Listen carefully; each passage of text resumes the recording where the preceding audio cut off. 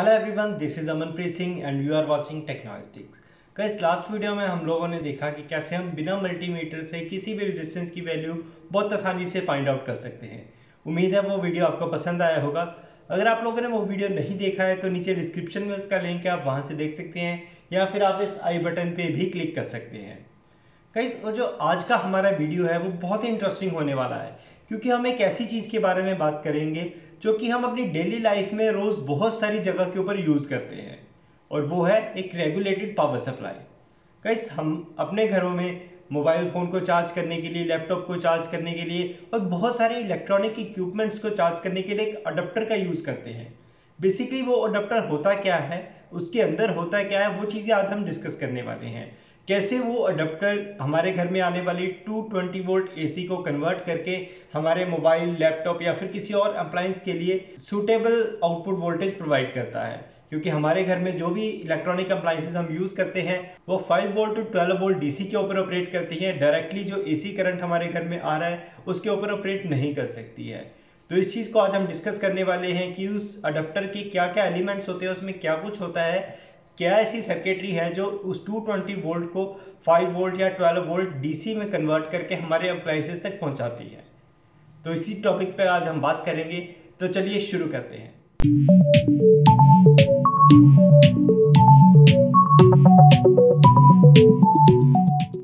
यहाँ पे हमारे पास एक ब्लॉक डायग्राम है रेगुलेटेड पावर सप्लाई का। इसका जो फर्स्ट सेक्शन है वो है AC power supply. That means जो हमारे घरों में इलेक्ट्रिसिटी सॉकेट्स हैं उनको हम यहाँ पे यूज़ कर सकते हैं, बट वहाँ से जो हमें पावर मिलती है वो 220 वोल्ट एसी होती है। 220 वोल्ट एसी है, बट रेगुलेटेड पावर सप्लाई हमें जो बनानी है यहाँ पे हमें 5 वोल्ट की बनानी है आउटपुट। सो उसके लिए सबसे पहले जो कंपोनेंट है हमारे पास ट्रांसफार्मर। ट्रांसफार्मर एक ऐसी डिवाइस है जो कि वोल्टेज को स्टेप डाउन करती है, यानी कि 220 वोल्ट को हमें जितनी आउटपुट चाहिए उसमें वो कन्वर्ट करेगी।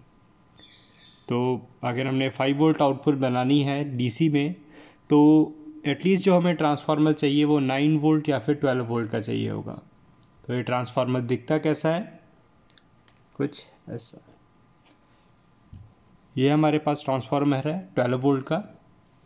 इसकी 3 आउटपुट लाइंस हैं, 12, 0 और 12। ये सेंटर टाइप ट्रांसफार्मर है। इससे हम 12 वोल्ट भी आउटपुट ले सकते हैं और 24 वोल्ट भी ले सकते हैं। अगर हम इन दोनों को यूज़ करेंगे 12 वोल्ट 0 वाले पॉइंट को, तो हमें 12 वोल्ट आउटपुट मिलेगी। और अगर हम इन दोनों वायर्स को यूज़ करेंगे, क्योंकि साइड वाली दोनों वायर्स हैं 12 और 12, तो हमें आउटपुट में 24 वोल्ट एसी मिलेगा। तो ये याद रखना कि ट्रांसफार्मर हमेशा एसी आउटपुट ही देगा, ये आपको डीसी में कन्वर्ट करके नहीं देगा। बहुत सारे लोगों के माइंड में ये रहता है कि ट्रांसफार्मर डीसी में कन्वर्ट कर देता है। नहीं, ट्रांसफार्मर आपको स्टेप डाउन करके एसी ही देता है। यहाँ पे जो हमारा फर्स्ट सेक्शन होगा वो हो ट्रांसफार्मर का। ट्रांसफार्मर आपकी 220 वोल्ट को कन्वर्ट करेगा 12 वोल्ट पे। स्टिल ये एसी ही रहेगी। यहाँ पे भी एसी थी हमारे पास, यहाँ पे भी एसी ही है हमारे पास। तो इसके बाद नेक्स्ट सेक्शन हमारे पास है ब्रिज रेक्टिफायर। ये आपका कंपोनेंट है जो इस एसी वोल्टेज को डीसी में कन्वर्ट करेगा। ब्रिज रेक्टिफायर आप एक सिंगल आईसी में भी अवेलेबल हैं, वो भी आपको मिल सकता है। लेकिन जो ट्रेडिशनल वे है, प्रॉपर वे ब्रिज रेक्टिफायर को बनाने का, वो है पीएन जंक्शन डायोड्स के साथ। इस तरीके से एक स्पेशल फॉर्मेशन में इन डायोड्स को कनेक्ट किया जाता है ब्रिज रेक्टिफायर को फॉर्म करने के लिए। अगर आपको रेक्टिफायर्स के ऊपर एक स्पेशल वीडियो प्रॉपर चाहिए तो आप कमेंट्स में बता दीजिएगा, तो मैं रेक्टिफायर्स के ऊपर एक प्रॉपर वीडियो बना दूंगा जिसमें सारे रेक्टिफायर्स कवर कर दूंगा मैं और वो कैसे काम करते हैं। इस वीडियो के लिए आपको सिर्फ इतना ही याद रखना है कि जो ब्रिज रेक्टिफायर है ये यहाँ पे आपका काम करेगा एसी को डीसी में कन्वर्ट करने के लिए। स्टिल यहाँ पे वोल्टेज हमारी डाउन नहीं होगी, 12 वोल्ट ही रहेगी। ये एसी टू डीसी कन्वर्ट कर देगा और स्टिल वो 12 वोल्ट ही रहेगी। देन यहाँ पे एसी टू डीसी तो कन्वर्ट हो गया, लेकिन रेक्टिफायर के बाद जो डीसी हमें मिलती है वो प्योर डीसी नहीं होती। उसमें कुछ रिपल्स रहते हैं। अगर हमारे पास AC सिग्नल में ऐसी वोल्टेज आ रही थी तो आपको रेक्टिफायर के बाद जो वोल्टेज मिलेगी वो कुछ इस तरीके से होगी, यानी कि इसमें ये रिपल्स रहेंगे। तो इन रिपल्स को कम करने के लिए हम यहाँ पे यूज़ करते हैं स्मूथनिंग कैपेसिटर। यहाँ पे एक हम इलेक्ट्रोलाइट कैपेसिटर यूज़ करते हैं। बेसिकली यहाँ पे मेरे पास से 1000 माइक्रोफैरेड का कैपेसिटर है। इस कैपेसिटर को सिलेक्ट करने का भी एक प्रॉपर सिलेक्शन क्राइटेरिया है। अगर आपको वो क्राइटेरिया भी सीखना है तो उसके लिए भी बता दीजिएगा कमेंट्स में, उस पर भी मैं एक अलग से वीडियो बना दूंगा। ये स्मूथनिंग कैपेसिटर क्या करेगा, जो ये रिपल्स हैं इनको काफ़ी हद तक रिमूव कर देगा और इसके बाद जो आपको आउटपुट मिलेगी वो समथिंग होगी, याद रखें ये रिपल्स को पूरी तरीके से ख़त्म नहीं करेगा बट काफ़ी हद तक इसको रिड्यूस कर देता है, क्योंकि कैपेसिटर की प्रॉपर्टी होती है कि ये AC को क्रॉस करने देता है, अपने बीच में से कंडक्ट करवा देता है और DC को ब्लॉक कर देता है। उस प्रॉपर्टी को यूज़ करके ये हमारे यहाँ पे स्मूथनिंग का काम करता है। इसके बाद जो नेक्स्ट सेक्शन हमारे पास है वोल्टेज रेगुलेटर। वोल्टेज रेगुलेटर यहाँ पे हमारे पास सबसे मेन कंपोनेंट है। इसका काम है कि जो हमें डिज़ायर्ड वोल्टेज चाहिए वो आउटपुट पे दे, प्लस जो रिपल्स यहाँ पे रह गए हैं उनको भी रिमूव करे, क्योंकि वोल्टेज रेगुलेटर की अपनी रिपल रिजेक्शन की एक प्रॉपर्टी होती है कि ये रिपल्स को रिजेक्ट कर सकता है। तो अगर यहाँ पे हम वोल्टेज रेगुलेटर यूज़ करते हैं 7805, तो ये आपको 5 वोल्ट आउटपुट देगा और बिल्कुल स्मूथ DC आउटपुट देगा आपको ये। और ये वोल्टेज रेगुलेटर कुछ इस तरीके से दिखता है। ये ऐसा 3 टर्मिनल्स का एक डिवाइस होता है जिसमें सेंटर वन ग्राउंड होता है, लास्ट यहाँ पे आउटपुट है आपका और ये फर्स्ट वन इनपुट है। यानी कि जब इसको हम कनेक्ट करेंगे यहाँ से हम 12 वोल्ट इनपुट देंगे, सेंटर को ग्राउंड कर देंगे और यहाँ से जो आउटपुट हमें मिलेगी वो 5 वोल्ट आउटपुट होगी इस पॉइंट से। इस वोल्टेज रेगुलेटर के बाद हम अपना लोड कनेक्ट कर सकते हैं, जिस भी चीज़ को हमें ड्राइव करना है, जिस चीज़ के लिए हमने बनाई है। तो अभी हम इस ब्लॉक डायग्राम से एक सर्किट बनाएंगे इसका। आफ्टर दैट उस सर्किट को ब्रेडबोर्ड के ऊपर इम्प्लीमेंट करके देखेंगे कि वो प्रैक्टिकली कैसे काम करता है। तो लोड के लिए हम जो यूज़ करेंगे वो होगा हमारे पास एक रेजिस्टेंस और एक LED। इन दोनों को हम लोड की जगह पे वहाँ पे यूज़ करेंगे। तो चलिए एक सर्किट डायग्राम बना लेते हैं जिसको फॉलो करके हम इस सर्किट को इम्प्लीमेंट कर सकें। तो सबसे पहले हमारे पास जो कनेक्ट होगा वो होगा ट्रांसफार्मर।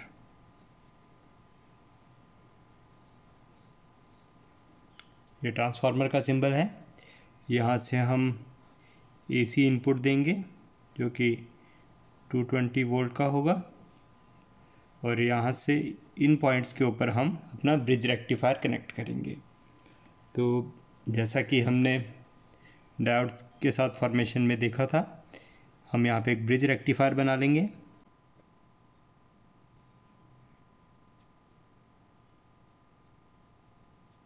तो यहाँ पे मैंने एक ब्रिज रेक्टिफायर बना लिया है। इसको हम कनेक्ट करेंगे इस ट्रांसफार्मर के साथ।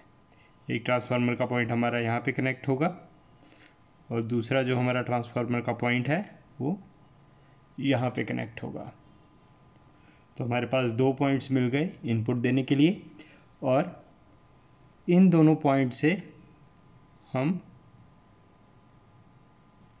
इस रेक्टिफायर की DC आउटपुट को पिक करेंगे।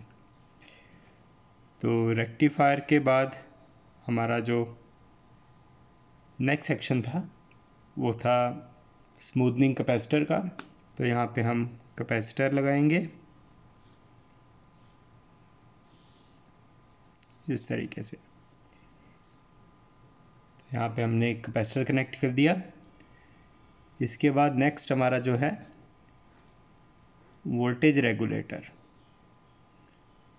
ये भी 3 टर्मिनल डिवाइस है।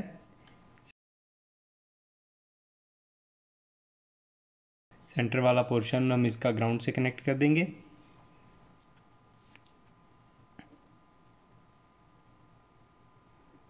इस पॉइंट के ऊपर हमें 5 वोल्ट DC आउटपुट मिल जाएगी।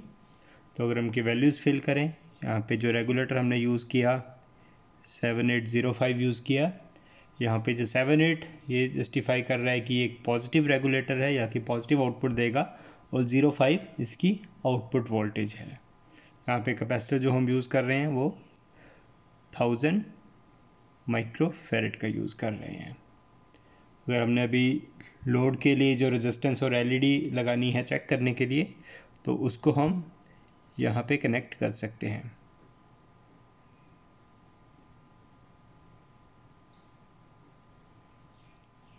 अगर ये सर्किट चलेगा तो ये एलईडी ग्लो होगी। तो ये हमारा एक सर्किट बनेगा जिसमें हमारा ट्रांसफार्मर आ गया, ब्रिज रेक्टिफायर आ गया, स्मूथनिंग कैपेसिटर आ गया, वोल्टेज रेगुलेटर आ गया और ये लोड आ गया। यहाँ से हम एसी सप्लाई फेड करेंगे। यहाँ पे हमें स्टेप डाउन के बाद 12 वोल्ट एसी मिल जाएगी। यहाँ पे रेक्टिफिकेशन के बाद हमें 12 वोल्ट डीसी मिल जाएगी। यहाँ पे रिपल रिजेक्शन होगा, देन इसके बाद 5 वोल्ट डीसी हमें यहाँ पे आउटपुट पे मिल जाएगी। तो ये सर्किट है हमारा। तो चलिए इसको अभी हम ब्रेडबोर्ड के ऊपर बना के देखते हैं कि ये प्रैक्टिकली भी ऐसा ही काम करता है या नहीं। तो अभी यहाँ पे हमारे पास सारे कंपोनेंट्स अवेलेबल हैं जिनसे हम एक रेगुलेटेड पावर सप्लाई बना सकते हैं। तो हम शुरू करेंगे ब्रिज रेक्टिफायर से और ट्रांसफार्मर को हम सबसे लास्ट में कनेक्ट करेंगे। तो शुरू करते हैं। सबसे पहले मैं इन डायोड्स को कनेक्ट करूँगा ब्रिज रेक्टिफायर की फॉर्म में।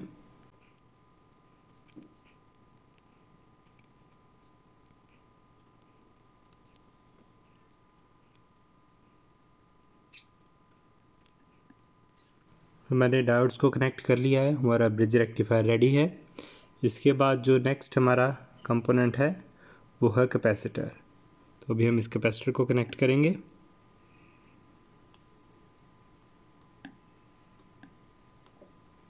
इस तरीके से कैपेसिटर के बाद नेक्स्ट हमारे पास है वोल्टेज रेगुलेटर। वोल्टेज रेगुलेटर के बाद ये लोड रेजिस्टेंस और ये एलईडी। तो हमने इन सारे कंपोनेंट्स को कनेक्ट कर लिया है ब्रेडबोर्ड के साथ। अब इनको आपस में कनेक्ट करेंगे एक सर्किट बनाने के लिए। तो उसके लिए मैं इन कनेक्टिंग वायर्स का इस्तेमाल करूँगा।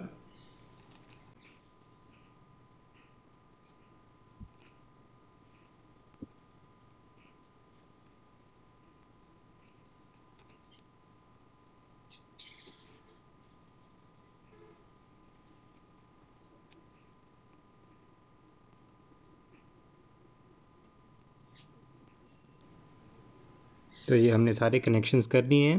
अभी लास्ट में हम इस ट्रांसफार्मर को कनेक्ट करेंगे। ट्रांसफार्मर का एक टर्मिनल इस पॉइंट पे और एक इस पॉइंट पे। तो हमारा ये सर्किट रेडी है। तो चलिए इसको ऑन करके देखते हैं कि पावर ऑन करते ही हमारी एलईडी ऑन हो गई है। दैट मीन्स ये हमारा सर्किट बिल्कुल सही वर्क कर रहा है। अभी हम मल्टीमीटर से इसके अलग अलग टर्मिनल्स के ऊपर वोल्टेज चेक करेंगे कि किस पॉइंट के ऊपर क्या वोल्टेज आ रही है। सबसे पहले हमने अपने मल्टीमीटर को एसी वोल्टेज पे सेट किया है ताकि हम जो ट्रांसफार्मर की आउटपुट है एसी वोल्टेज वो चेक कर सके कितनी आ रही है, जो कि आइडल 12 वोल्ट बोला गया है, लेकिन उसमें कुछ टॉलरेंस भी होती है। उसके बाद हम चेक करते हैं यहाँ पे हमारे पास कितनी मिल रही है। तो वो हम चेक करेंगे इन दोनों पॉइंट्स पे।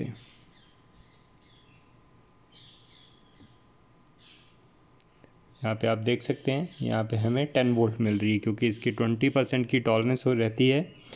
और ये फ्लक्चुएशंस मेनली होती हैं कि जो हमारे घर में एसी सप्लाई आ रही है वो 220 से 250 के बीच में वेरी करती है। तो यहाँ पे अगर 250 वोल्ट या 240 वोल्ट आएगी तो यहाँ पे प्रॉपर आपके पास 12 वोल्ट मिलेगी। वहाँ पे अगर वो सप्लाई कम हो गई तो उसकी वजह से यहाँ पे आउटपुट के ऊपर भी आपको सप्लाई कम मिलती है। यहाँ पे एसी हमें मिल रही थी। अब हम चेक करेंगे कि डीसी वोल्टेज हमें रेक्टिफिकेशन के बाद कितनी मिल रही है। तो हमने इस नोब को 20 वोल्ट डीसी पे सेट कर दिया है। और रेक्टिफायर की आउटपुट पे अगर हम चेक करें तो हमारे पास 13 वोल्ट डीसी मिल रही है। देन ये डीसी वोल्ट आपको जा रही है कैपेसिटर्स के पास, तो हम कैपेसिटर के अक्रॉस भी चेक करेंगे। कैपेसिटर के अक्रॉस आपको 13 वोल्ट मिल रही है। देन वोल्टेज रेगुलेटर को क्रॉस करने के बाद हमें क्या आउटपुट मिल रही है वो हम चेक करते हैं। यहाँ पे एलईडी के अक्रॉस हमें 4.87 वोल्ट यहाँ पे आउटपुट वे में मिल रहा है। 5 वोल्ट इसकी आउटपुट होनी चाहिए थी, बट यहाँ पे कुछ ड्रॉप हो रहा है बिकॉज ये जो वायर्स हैं इनकी अपनी भी कुछ रेजिस्टेंस है, प्लस ब्रेडबोर्ड की अपनी रेजिस्टेंस है, उसकी वजह से हमें यहाँ पे ये थोड़ा डाउन मिल रहा है। 4.87 को भी हम 5 वोल्ट ही कंसीडर करेंगे राउंड ऑफ में, बिकॉज इतनी इसकी टॉलरेंस भी होती है। इस तरीके से हम घर पे ही एक रेगुलेटेड पावर सप्लाई बना सकते हैं और इसी सर्किट को हम ज़ीरो पीसीबी के ऊपर बना सकते हैं, जिससे ये और स्टेबल हो जाएगा और इजी टू यूज़ होगा, उसको आप कहीं भी यूज़ कर सकते हैं। ज़ीरो पीसीबी के ऊपर किस तरीके से सोल्डरिंग करनी है अगर वो आप सीखना चाहते हैं तो उसके ऊपर ऑलरेडी मेरी वीडियोज़ हैं, उसके लिंक्स मैं डिस्क्रिप्शन में डाल दूँगा, तो वहाँ से आप देख सकते हैं। तो उसमें 2 वीडियोस आपको फॉलो करनी पड़ेंगी। एक तो how to solder on different surfaces, जिसमें कंपोनेंट्स की सोल्डरिंग के बारे में बताया गया है कि कंपोनेंट्स को किस तरीके से कनेक्ट करना है पीसीबी के साथ, और दूसरा वीडियो है how to make perfect solder tracks on zero PCB. वो आपको हेल्प करेगी कनेक्शंस बनाने में। अगर आप चाहते हैं कि इस सर्किट को मैं प्रैक्टिकली आपको ज़ीरो पीसीबी के ऊपर बना के दिखाऊं तो वो भी आपको मैं बना के दिखा सकता हूं, तो उसके लिए कमेंट बॉक्स में आप मुझे बोल सकते हैं। तो गाइज आप लोगों ने देखा कि कैसे हम एक रेगुलेटेड पावर सप्लाई बहुत ही आसानी से बना सकते हैं, और आप लोगों ने ये भी देखा होगा कि जो थ्योरेटिकल कॉन्सेप्ट्स हैं उनसे प्रैक्टिकल कॉन्सेप्ट्स कितने अलग होते हैं। जो कैलकुलेशंस हम थ्योरी में करते हैं, जब हम प्रैक्टिकली वही चीज़ परफॉर्म करने लगते हैं तो उसमें कुछ वेरिएशंस होते हैं, वो एग्जैक्टली सेम नहीं होता है। जैसे कि ट्रांसफार्मर की आउटपुट वोल्टेज, रेक्टिफायर की आउटपुट वोल्टेज जो थ्योरेटिकली हम देखें वो कुछ और होती है, बट जब हम प्रैक्टिकली काम करने लगते हैं तो उसमें कुछ वेरिएशंस हमें मिलते हैं। उम्मीद है आप लोगों को ये वीडियो पसंद आया होगा। अगर आपको पसंद आया तो लाइक करना मत भूलें और अपने दोस्तों के साथ शेयर करें, और अगर अभी तक आप लोगों ने इस चैनल को सब्सक्राइब नहीं किया है तो सब्सक्राइब भी कर लें। मैं हर मंडे ऐसे ही इंटरेस्टिंग वीडियोस लेके आता हूँ, तो stay tuned, see you next Monday. Thank you.